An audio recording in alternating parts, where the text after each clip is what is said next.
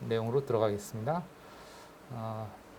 그래서 이제 네트워크의 트렌드, 즉 그 발전 추세가 어떻게 되느냐 하는 건데, 이게 뭐 영상도 있고 그런데 결론은 여기서 이제 이러한 것이 이제 현재 네트워크의 발전 추세다 이렇게 돼 있는데, 사실 요즘은 여기에 플러스, 이게 지금 컨텐츠가 나온 지 벌써 꽤 돼서 최근의 추세는 반영하고 있지 못하는 것 같아요.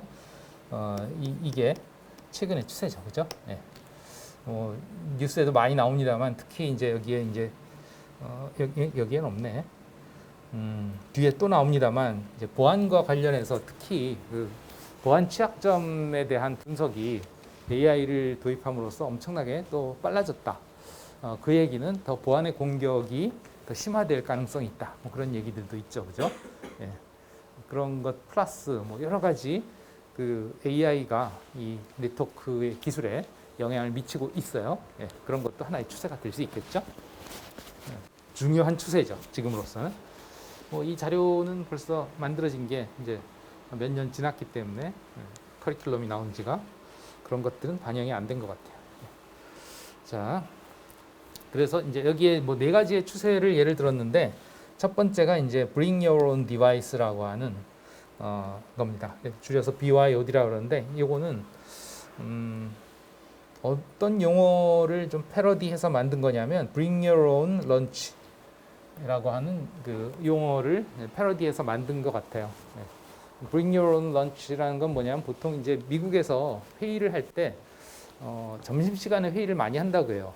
우리 같으면은 사실 점심시간에 뭐 일을 안 하고 밥을 먹지 왜 일을 하냐 그러는데, 미국에서 이렇게 저도 좀 있어 보니까 점심을 그렇게 그 우리처럼 딱 정해진 시간에 정해진 대로 먹질 않더라고요. 일을 하다가 그냥 뭐 일을 하면서 그냥 자기가 가져온 뭐 샌드위치를 먹는다든가 뭐 피자 쪼가리를 먹는다든가, 또는 뭐 그 회사가 좀 좋은 회사 같으면 이렇게 그 카페테리아 같은 걸 차려놔요. 그래서 이제 뭐 거기에 드나들면서 거기서 이제 앉아서 먹는 게 아니고 가져다가 이렇게 일하면서 먹거나 그런 식으로 하고 그러더라고요. 그러고 빨리 끝내는 분위기예요. 최소한 그런 중간에 쉬는 시간을 줄이고 빨리 시작해서 빨리 끝내는 그런 추세더라고요. 왜냐하면 이제 자녀들이 많고 하니까. 자녀들이 또 우리나라는 늦게까지 학원 보내잖아요. 미국은 그런 게 아니다 보니까 일찍 가서 이제 자녀들을 케어하는 그런 쪽으로 하고, 또 학원을 보내더라도 우리처럼 뭐 국영수 학원이 아니고 대부분 스포츠나 이런 쪽이에요. 그래서 부모들이 그런 스포츠 하는 뭐 야구나 뭐 미식 축구나, 요즘은 사커도 많이 하죠. 그리고 태권도도 많이 한다고 그래요. 어쨌든 그런 데를 이제 라이드 해주는, 즉 데려다 주는 것도 부모님들이 직접 하죠. 우리나라는 이제 그 학원 차가 다니면서 동네 다니면서 다 애들 불러 모아서 실어 나르잖아요, 그죠?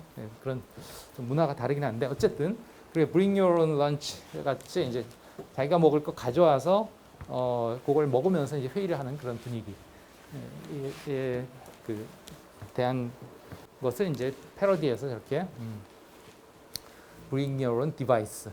네가 일을 할 때 필요한 뭐 컴퓨터는 아니지만, 컴퓨터는 들고 다니기는 어렵지만 이제 랩탑이라든가 태블릿 또는 뭐 휴대폰으로도 요즘은 업무를 할 수 있으니까 그냥 모바일 디바이스들을 가지고 이제 회사에서 근무를 하는 그런 시기죠.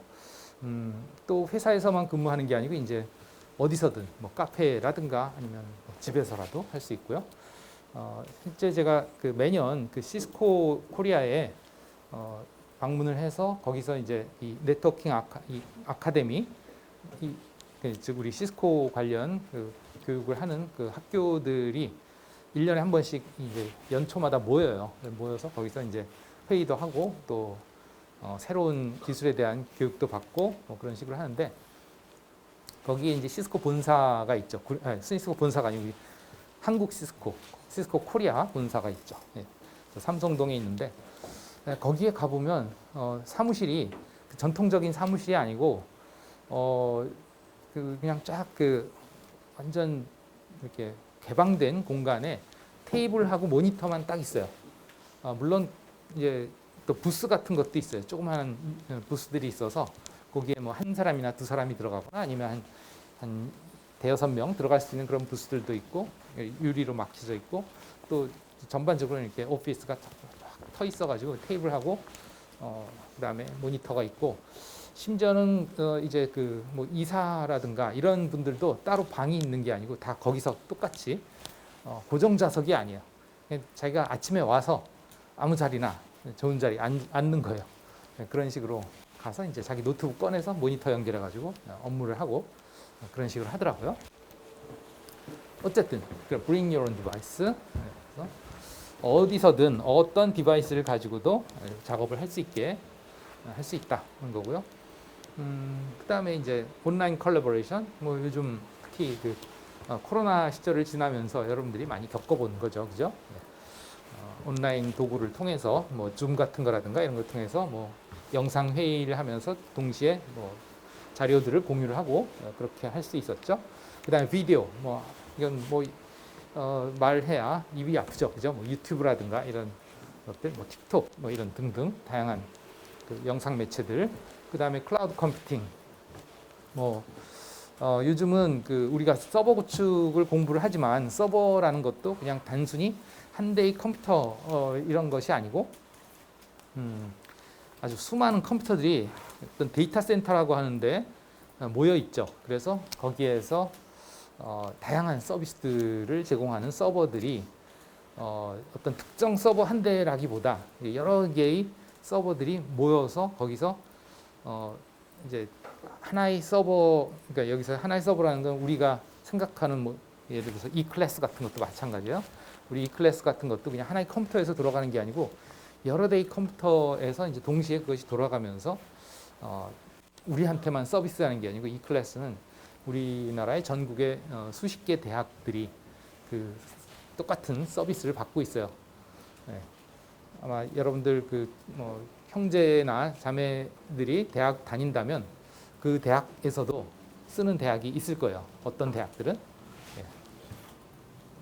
어쨌든 그런데 그런 것들이 이제 그냥 자기 학교에 서버에 이렇게 있는 게 아니고 이제 아까 얘기했던 그런 데이터 센터에 이런 E클래스 시스템이 깔려 있고 여러 대의 컴퓨터에 그리고 이제 서비스가 이루어지죠. 그러면 어떤 특정 컴퓨터에서 특정 서버에서 제공하는 방식이 아니고 어디에 있는지는 모르지만 어쨌든 네트워크에 있는 그런 리소스에서 여러분들한테 뭔가 서비스를 제공하거나 아니면 또 뭐 이런 E클래스 같은 서비스 또 그런 것뿐만 아니고 또 대표적인 것들 중에 하나가 이제 뭐 구글 드라이브라든가 이런 것들 이제 이건 스토리지죠, 그죠?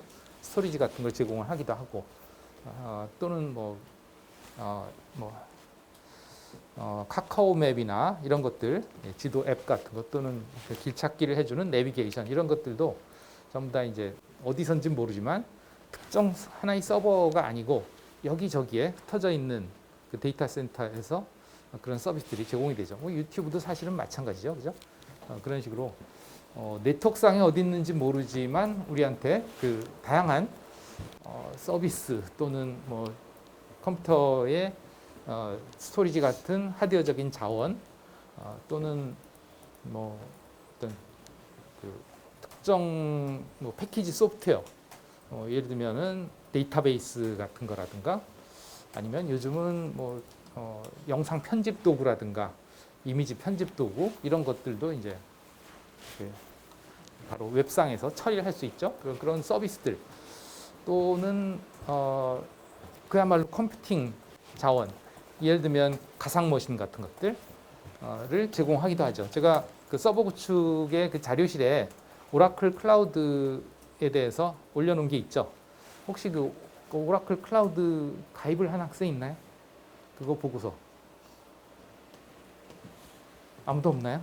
그 알림이 오나요? 알림이요? 올라오면 알림이 하나도 안 와가지고 뭐 올라올 때 어떤 게 올라오는지 정확하게 모르겠습니다. 자료실에는 따로 알림이 안 갈 거예요. 아마 거기만 알림을 예, 올라오고 공지사항하고 Q&A하고 그 다음에 과제 이 정도가 알림이 갈 건데 자료실은 한번 쫙 훑어보면 되죠. 그건 학기 초에 다 올라갔으니까. 예, 거기에 오라클 클라우드에 보시면 여러분들이 거기서 사용할 수 있는 것들이 꽤 많이 있어요. 무료로.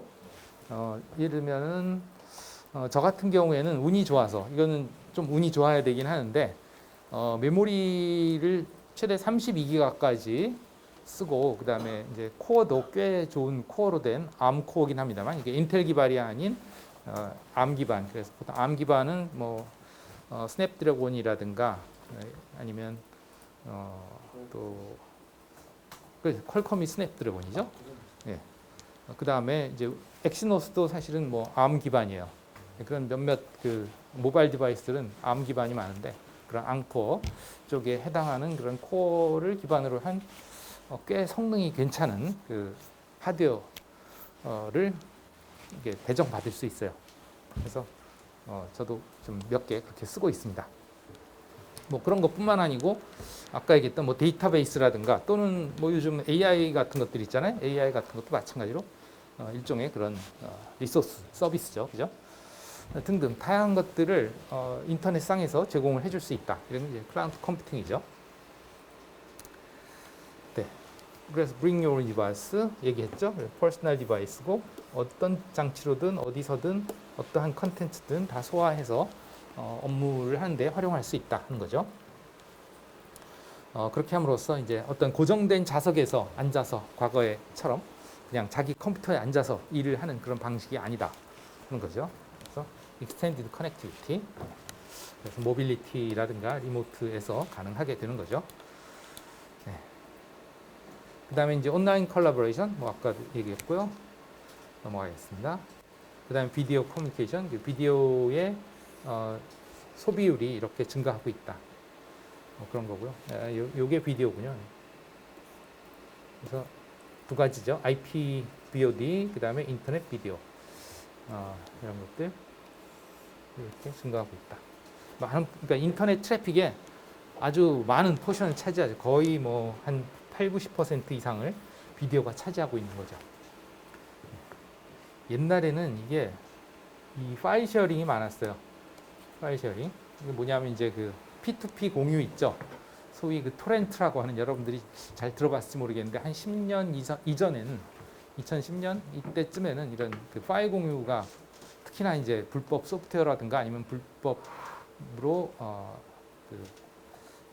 뭐 제작됐다기보다는 그 뭐 TV 드라마라든가 아니면 뭐 영화라든가 이런 것들이 원래는 이제 돈 주고 사야 되잖아요. 돈 주고 봐야 되잖아요. 요즘은 뭐 그런 플랫폼들이 뭐 넷땡땡이라든가 뭐 이런 것들이 많이 돼 있으니까 OTT 같은 것들도 그렇고 그거를 많이 이용하는데, 예전에는 뭐 다 다운로드 받거나 아니면 이제 불법 공유 사이트들을 통해서 공유하고 그런 시절이었어요. 그때는 2010년대까지만 하더라도 그때 그래서 이 파일 쉐어링이 엄청나게 포지션이 높았었는데 이제는 다 유튜브라든가 이런 것들이 더 많죠. 그럼 비디오, 그다음에 아까 얘기했던 이제 클라우드 컴퓨팅.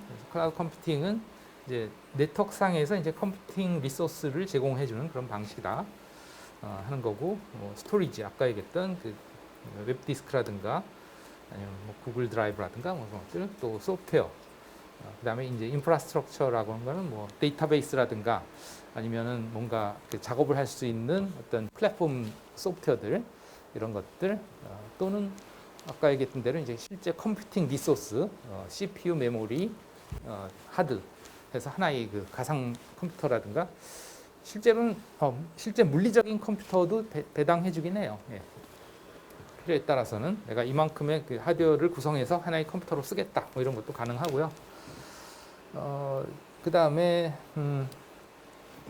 결국은 그런 것들을 필요한 만큼 서비스로 제공하는 거죠. 돈 내고 서비스 제공받는 거죠. 이걸 통해서 이제 실제 우리가 장비를 구매를 하지 않아도, 장비가 있는 것처럼 또는 소프트웨어를 구매를 하지 않아도 그것들을 이제 사용할 수 있다 하는 거죠. 구독 형식으로 이제 쓰는 거죠. 쉽게 얘기하면, 그죠? 그렇게 함으로써 여기에 보면 이제 TCO를 줄일 수 있다 이렇게 되어 있는데요. TCO라는 건 이제 Total Cost of Ownership 의 약자입니다. TCO. 그래서 이거는 뭐라고 보통 우리나라 말로 번역하냐면 이거는 이제 그 총 소유 비용이다. 총 소유 비용, 토탈 총 오너십, 소유, 코스트 비용.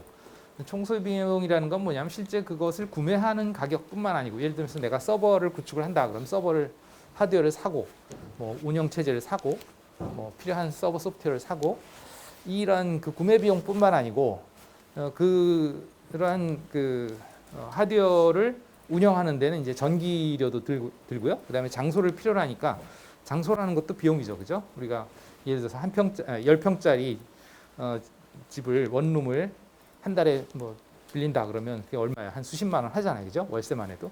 그런 식으로 이제 장소라는 것도 결국은 돈이죠. 또 그다음에 이제 그것을 실제로 운영할 운영 인력이 있어야 되니까 그 운영 인건비, 인력 인건비, 그다음에 또 뭐 그 운영 인력이 기술이 있어야 되면 추가적인 기술을 습득하기 위한 교육비 이런 것들이 또 들겠죠. 뭐 등등 또 뭐 장비가 고장이 나면 다시 뭐 리페어를 하기 위해서 뭐 수리를 맡긴다든가 아니면 부품을 교체한다든가 이런 비용이 들겠죠. 이런 것들이 다 이제 코스트다 이거죠. 코스트.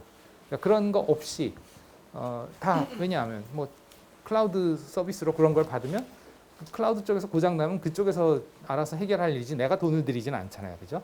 네, 그런 것들을 감안해 보면 또 그 장비를 운영하는데 직원도 어차피 그 클라우드 쪽에서 직원이 운영을 하지 내가 하는 건 아니다 이거. 네, 나는 그냥 사용만 할 뿐이지. 그런 식으로 이제 총 소요 비용을 줄일 수 있다.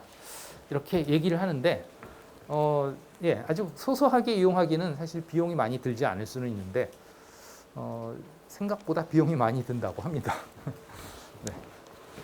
그러니까 이게 보통 이것에 이 클라우드 컴퓨팅에 대비되는 말이 온프레미스라는 말이 있는데요.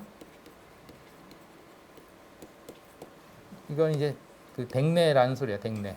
댁내라는 건 집 안이라는 소리인데, 그러니까 하우스 안에 즉 자기네 회사에서 필요로 한다면 그 회사 안에 그런 서버들을 갖춰놓는 걸 이제 서버나 네트워크 인프라를 갖춰놓는 걸 온프레미스라고 하고, 우리 학교도 왜 지난번에 그 트레이스 라우트를 하느라고 제가 뭐 우리 홈페이지라든가 아니면 포털이라든가 뭐 도서관이라든가 몇 가지 우리 학교의 그 정보 서버 사이트를 트레이스를 했었죠, 그렇죠? 걔네들이 다 온프레미스예요. 우리 학교 저기 도서관 5층에 가면 전산실이 있거든요. 거기에 서버룸이 있고 거기에 다 설치가 돼 있어요. 네, 그런 식이 될 수도 있고 아니면 이제 클라우드처럼 외부에 맡길 수도 있다는 거죠. 우리 학교의 서비스 중에 이 클래스는 클라우드죠. 그래서 외부에 맡기고 있고 나머지들은 온프레미스로 쓰고 있고 뭐 그런 식인데 비용이 더 많이 들지 안 들지는 사실은 뭐 어떻게 운영하느냐에 따라 다르기 때문에 이게 뭐 항상 이 TCO가 줄어든다 얘기하기는 좀 어렵긴 합니다. 어쨌든 그래서 IT에 대한 그 뭐 투자 비용이 안 든다. 구독형이다 보니까 따로 뭔가 구매를 하거나 뭐 그런 비용이 없다 하는 거죠. 그 다음에 아까도 얘기했지만 교육비라든가 또 소프트웨어를 라이센스를 따로 챙기지 않아도 다 거기에 있으니까 그것을 이용하면 된다. 뭐 그런 것들이죠. 물론 그것도 다 돈 내고 하는 거니까. 어쨌든. 그 다음에 이제 그런 것들은 이제 데이터 센터에서 보통 다 구현이 되어 있다. 데이터 센터는 뭐 여기 클릭해 보시면 구글의 데이터 센터를 실제 여러분들이 이제 가서 보는 것처럼 영상으로 찍어 놨어요. 가보시면 이제 구글 데이터 센터가 어떻게 되어 있는지 또 거기서 어떤 일들이 벌어지는지 그런 것들을 보실 수가 있겠습니다. 혹시 여기 질문 있나요? 앞에 이 부분과 여기까지 없나요? 네, 이렇게. 그다음에 이제 클라우드 컴퓨팅이 얼마나 성장하고 있는가를 뭐 보여주는 건데 최근에는 더 폭발적으로 성장하고 있을 거예요. 예, 여기 2019년까지만 되는데 이제 코로나 시절을 겪으면서 이 IT 서비스가 아까 얘기했던 그런 온라인 컬래버레이션이랄까 이런 것들 비대면 업무 환경 때문에 이런 수요가 폭발적으로 늘어나서 한 2021년까지 엄청나게 성장을 했어요. 그런데 이제 이 이후에는 조금 이제 주춤한 편이긴 하죠. 또 요즘은 또 이 뭐 일반적인 클라우드 컴퓨팅보다는 이제 AI 쪽에 투자가 더 집중되는 그런 상황이죠. 물론 이제 AI도 결국은 이런 데이터 센터에서 보통 구축이 되기 때문에 여기에 엄청난 돈이 지금 투자되고 있죠. 그죠? 각 그 AI 기업들마다 뭐 엔트로피라든가 아니면 또 뭐 구글이라든가 마이크로소프트라든가 많은 회사들에서 수십 조씩을 붓고 있죠. 예. 마켓 쉐어로 보면 이제 뭐 아마존이 가장 크다고 합니다. 예. 네, 그 다음에 이제 이런 클라우드 컴퓨팅을 제공하는 방식 중에 이제 여러 가지 몇 가지 카테고리들이 있는데 이런 것들이 있을 수 있다 하는 거예요. 그래서 이제 퍼블릭은 이제 일반적으로 우리가 사용할 수 있는 누구나 돈 내고 사용할 수 있는 그런 클라우드가 이제 퍼블릭 클라우드죠. 오라클 클라우드나 뭐 아마존이라든가 우리가 이름만 들어도 알 수 있는 이런 것들은 내가 다 가입해서 돈만 내면 쓸 수 있는 그런 클라우드입니다. 그런 것만 있는 게 아니고 그것에 대비되는 것이 이제 프라이빗이죠. 프라이빗은 보통 어느 기업이 자기네 전용으로 만든다기보다 서비스를 받을 수 있도록 이런 클라우드 회사에서 딱 걔네들만 이렇게 서비스 해주는, 물론 그 뭐랄까 전체 클라우드가 있으면 그 중에 이제 일부 포션을 그 회사를 위해서 배타적으로 제공하는 그런 방식이겠죠. 예, 이게 이제 프라이빗. 물론 뭐 아주 큰 기업이라면 자체적으로도 클라우드를 뭐 구축을 할 수도 있겠습니다만 그것은 그렇게 좋은 아이디어는 아니죠. 워낙에 비용이 많이 드니까. 어쨌든 이렇게 배타적으로 이제 사용하는 클라우드가 되겠고요. 그 다음에 이제 커스텀 클라우드는 어떤 그 용도가 특정한 용도로서 제공이 되는 그런 방식입니다. 예, 그래서 뭐 AI 같은 것도 일종의 그 특정한 용도로, 뭐 AI의 용도로 사용되는 클라우드라고 볼 수도 있겠고, 예, 또 그다음 스토리지 같은 것들도 특정한 용도로 사용할 수 있는 거죠. 또는 뭐 AI에서도 뭐 예를 들면 법률 전문가들 위한 어떤 법률 AI 또는 뭐 의료 정보를 제공하기 위한 의사들이 그 의료 진단을 하기 위한 그런 의료 AI 이런 식으로 어떤 특정 분야에 대한 그 클라우드를 제공하는 방식이 이제 커스텀 클라우드가 되겠고, 하이브리드라는 거는 이제 그런 것들에 대한 여러 가지의 조합을 뭐 하이브리드다 이렇게 볼 수 있겠습니다. 혹시 질문 있을까요? 있나요? 네, 그 다음에 이제 가정의 인터넷 환경이 어떻게 변하고 있느냐, 네트워크 환경이 관한 겁니다. 가정의 그 네트워크 기술이 뭐 스마트 홈으로 발전하고 있다. 이건 뭐 여러분들 잘 아시죠? 가정에 뭐 예를 들면은 최근은 아니고 한 10년 전에 유행했던 게 뭐냐면 이제 스마트 스피커에 이제 뭐 음성 대화 기능이 있어서 뭐 무슨 음악 틀어줘 한다든가 뭐 그런 것들 할 수 있었죠, 그죠? 예. 또 TV 켜줘, 뭐 채널 몇 번으로 해줘 이런 식으로 한다든가 뭐 그런 것도 있고, 아니면은 뭐 다양한 가전 기기들이 이제 스마트 기기들로, 그래서 뭐 집에 가기 전에 미리 이제 외부에서 에어컨을 몇 도 이상 되면, 그리고 몇 시가 되면 켜다오 이렇게 미리 세팅을 해놓으면 알아서 켜지거나 그런 식이죠, 그죠? 예. 그런 것들, 또는 뭐 청소기 같은 것도 이제 로봇 청소기 같은 것들이 스케줄링을 해놓으면 알아서 깨끗하게 청소를 해놓죠, 그죠? 그리고 또 그런 상황을 이제 리포팅 해주기도 하고, 예, 그렇게 하죠. 뭐 이런 것들이 이제 스마트한 홈 네트워크 환경을 보여주고 있고, 그러기 위해서는 네트워크 인프라가 어쨌든 있어야 되는데, 뭐 우리나라는 대부분 가정에 공유기가 한 대씩은 있잖아요, 그죠? 그런 걸 이용해서 이제 그 보통 유무선 환경을 다 구축을 할 수 있죠, 그죠? 예. 근데 이제 해외 같은 경우에는 이제 우리나라는 대충 그 단독주택보다는, 단독주택이 있더라도 이제 단층이 많고 또 집단주택 같은 경우가 더 많죠. 그런 것들은 다 단층이고 규모가 이렇게 크지는 않아요. 근데 이제 특히 미국 같은 데서 이 자료가 미국에서 만들어지다 보니까 단독주택이라 하더라도 보통 2층짜리 단독주택들이 많고 또 지하실까지 있는 그런 경우가 있어요. 그러다 보니까 뭐 공유기 한 대로는 커버가 안 되거나 그런 경우가 많죠. 그래서 그런 경우에는 어떤 식으로 또 하냐면, 집안에 전기 배선은 다 돼 있으니까 그 전기 배선을 통해서 인터넷을 쓰기도 해요. 그걸 뭐라고 그러냐면 파워라인 커뮤니케이션이라고 하는데요. 여기 이런 걸 쓰기도 합니다. 우리나라는 뭐 2000년대 이후에 지은 주택들은 대부분 원래 법규상으로 네트워크 배선이 마치 전기 배선처럼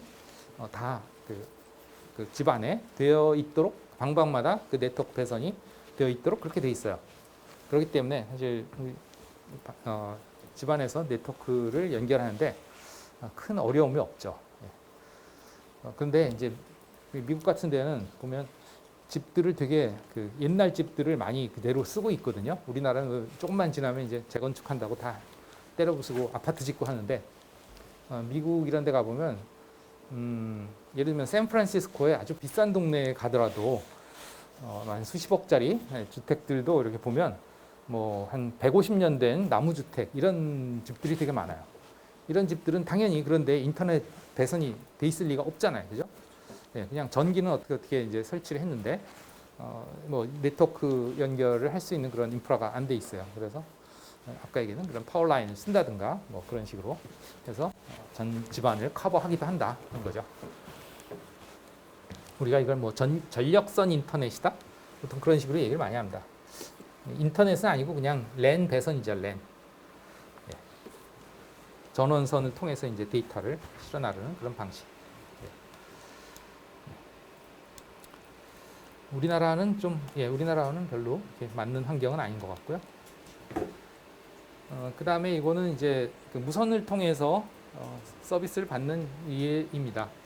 그래서 보통 그 우리나라에서는 그걸 이제 보통 뭐 LTE 동글이다, 5G 동글이다 하는 그런 얘기를 들어봤는지 모르겠는데 뭐 요즘은 워낙에 그 휴대폰 요금제가 저렴한 것들이 많아서 그냥 휴대폰을 가지고 집안에 인터넷을 쓰는 경우도 있긴 있죠, 그죠? 그래서 휴대폰에 무한 요금제를 걸어놓고 거기서 이제 테더링을 해가지고 집안에 인터넷을 쓰기도 하는 그런 상황도 있는데 이제 그것과 비슷하게 그 동글 따로 그런 테더링, 쉐어링을 해줄 수 있는 그 기기를 사서 걔를 집안에 설치해 놓고 이제 5G나 LTE를 받아서 거기서 와이파이를 뿌려주기도 하고 뭐 그런 용도로도 쓸 수가 있죠. 네.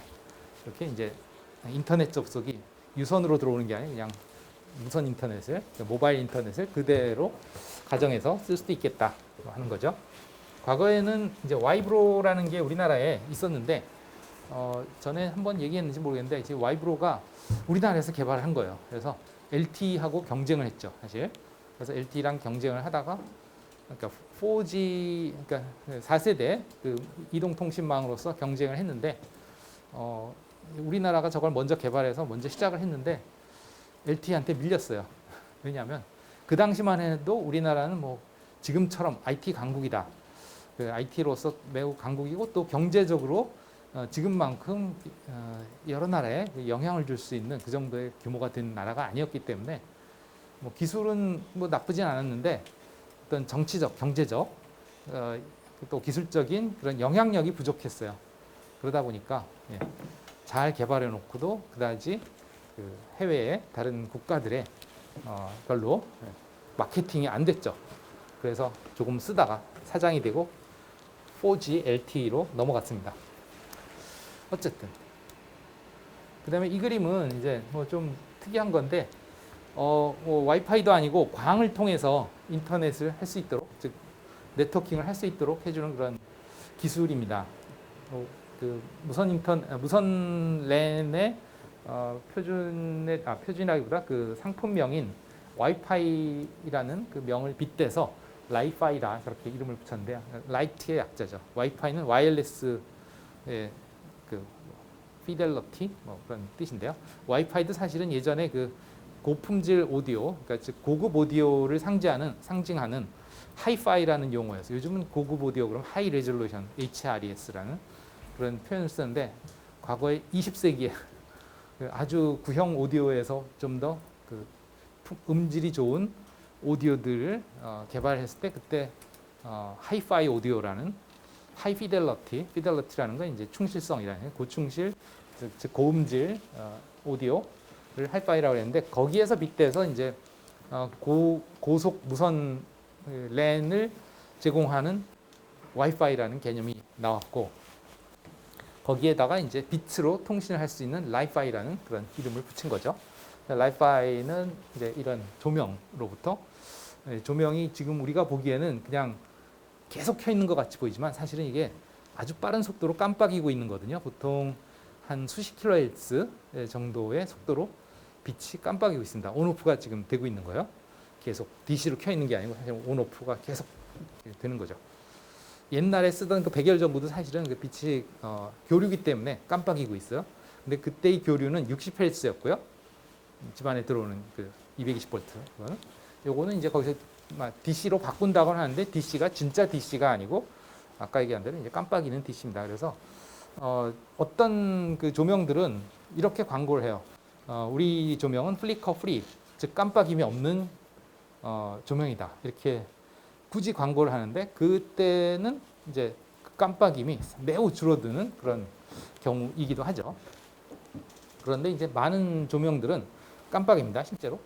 근데 그것을 뭐 이용하는 거는 아니지만 어쨌든 여기에다가 그 빛의 깜빡임을 이제 데이터의 그 온오프, 그러니까 0일에 해당하는 그걸 실어서 보내면 그 깜빡임의 빛을 수신하면 그게 데이터 0일로 인식이 될 수 있다.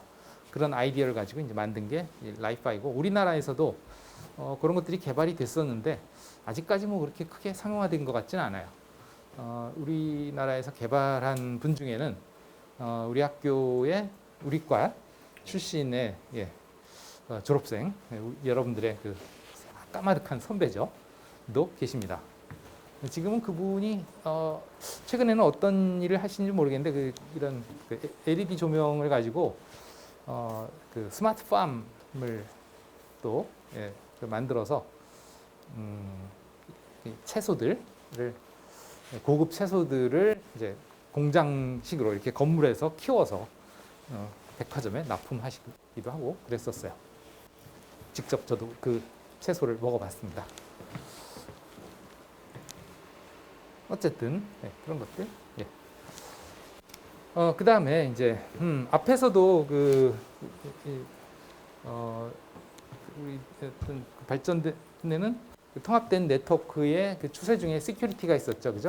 여기서도 다시 한번 또 네트워크 시큐리티를 강조를 하고 있습니다. 매우 중요한 사항이기 때문에. 그래서 이제 그 네트워킹과 보안이 별개의 것이 아니고 결국은 네트워킹을 한다는 것은 항상 정보가 이동을 하는 거기 때문에 거기서 얼마든지 어떤 보안의 위협이 발생할 수 있고 당연히 그걸 고려해서 네트워크의 기술이 같이 발전되고 또 그것들이 녹아 들어가야 된다는 거죠. 그래서 뭐 가정 같은 소규모의 네트워크든 뭐 기업 같은 대규모의 네트워크든 어쨌든 매우 중요하다. 최근에 보안 사고들이 많이 일어나고 있잖아요, 그죠? 뭐 유통 회사부터 통신 회사들 또는 뭐 공공기관들 난리죠, 그죠? 이제는 너무나 무감각해져서 그냥 개인 정보는 그냥 공공재다 하는 그런 우스갯소리까지 있잖아요, 그죠? 그런 정도인 셈이 됐는데 사실 그 정도 되면 그 회사가 거의 망할 지경으로 손해배상을 하든가 미국 같으면 그래요. 워낙 그런 것들이 이제 징벌적 배상이라고 해가지고 예상될 수 있는 손해액을 엄청나게 산정을 해서 엄청난 그 비용을 물리기도 하죠.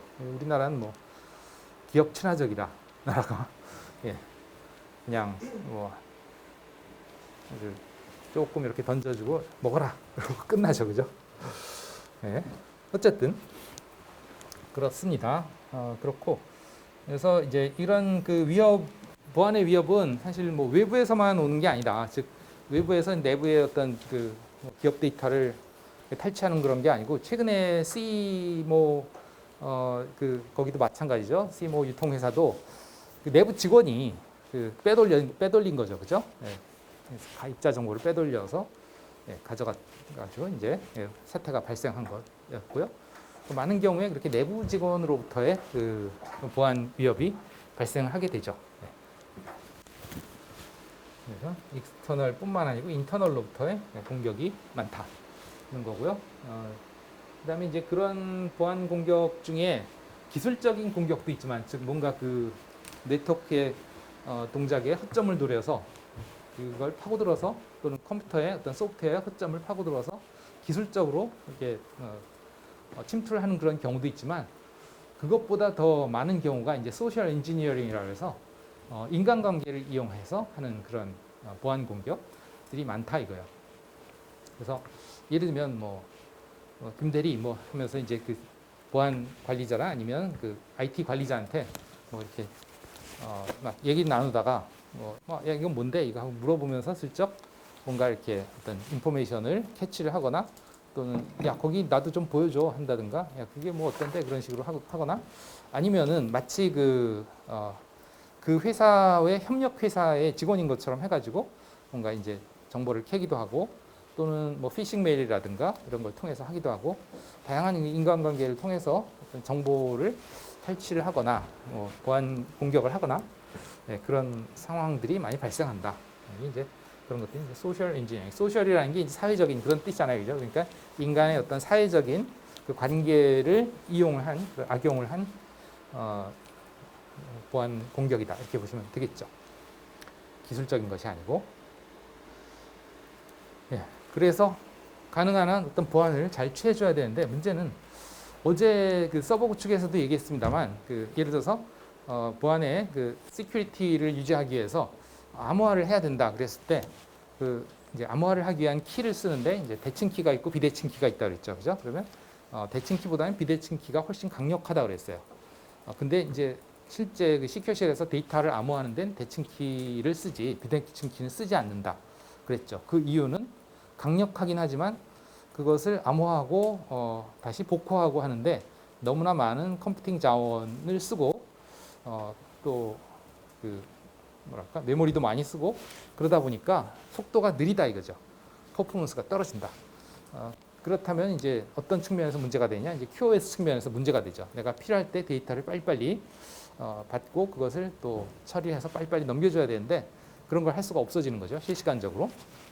그래서 이제 중요한 것은 secure data, 즉 데이터의 보호를 하면서도 동시에 while still allowing the QoS, 그래서 필요한 만큼의 그 QoS가 보장이 되어야 된다. 그래서 타협적으로 나온 게 이제 시큐어셀에서도 대칭 키를 쓰지 않고 비대칭 키를 쓰지 않고 대칭 키를 써서 그래서 이제 그 세션 데이터를 암호화하는 것이죠. 나중에 이제 좀 더 그 컴퓨팅 파워가 좋아진다면 이제 비대칭 키를 써서 할 수도 있겠죠. 그래서 외부로부터 올 수 있는 보안의 공격들은 이런 것들이 있다 하는 건데 쉬는 시간이 됐으니까 좀 쉬었다 해야 되겠죠.